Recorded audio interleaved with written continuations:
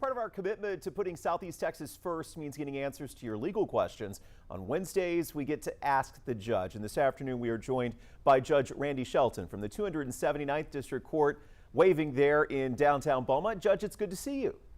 Good to see you too. Are you surviving the summer heat?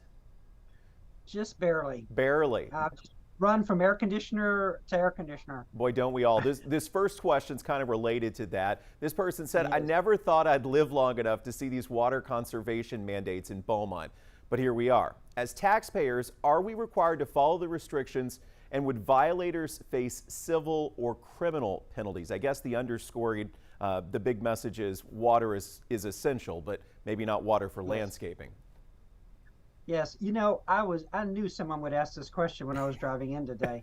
So it could be both a criminal matter and a civil matter if you violate the water restriction.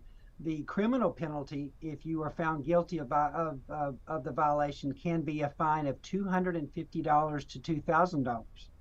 So that's probably the first thing that anyone would need to be concerned with. But you could also be sued in civil court and slapped with an injunction prohibiting you from violating the restriction. If this is proven, if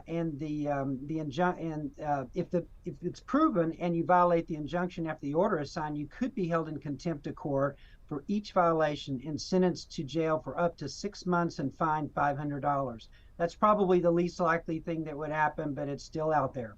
Yeah. All right. Follow the message, follow the orders. We'll do our best to conserve. Yes. All right, this next question. Someone said my truck was being serviced at the dealership. While there, somebody stole it. He says, I fear it's an inside job. The dealer claims that it holds no responsibility. Do you buy that? Is it true? Well, yes and no. This is called a service bailment. A car dealer is not responsible unless the theft was due to the dealer's negligence. So just because the car was stolen from a lot may not mean that the dealer is responsible. But, for example, if the dealer leaves the truck unlocked with the keys in the ignition, then a dealer could be held liable for that loss due to negligence. So how does one prove that the dealership either was or was not negligent? I mean, are you going to be looking at photos? It kind of depends on the surveillance? circumstances. I mean, if, for example, if they have maybe a fenced-in area, but they didn't lock the gate, then that could be negligence. But there is not necessarily a requirement that the lot be fenced in. So it would probably be up to the decision of a judge or a jury to determine what was negligent under those circumstances. All right, you may need a lawyer. This final question says, I'm having custody issues as we head back to school. My ex, who has the shared custody, consistently fails to deliver on his end of the bargain. I'm keeping our child on days that are supposed to be his. What is your best advice to avoid ending up in court? Is there a specific way that I should be documenting these missed visits? To avoid court, I mean, you could also use the mediation process at the Jefferson County Dispute Resolution Center.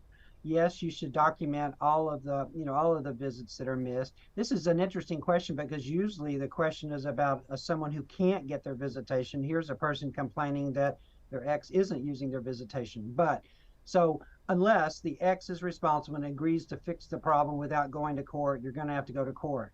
A parent can ask to reduce the amount of visitation since the ex isn't using it, so the child doesn't have to wait around and wondering if the ex is ever going to show up. Yeah. The other alternative is that you configure the extra cost of keeping the child on the days that the ex missed, if it's kind of a consistent pattern, and ask the court for an increase in your child support to make up the difference. Judge, we have to leave it there. Some good insights. It's always nice to see you. Nice to see you too. Thanks for your time. Friends, if you've got questions for the judge, go to 12newsnow.com/askthejudge.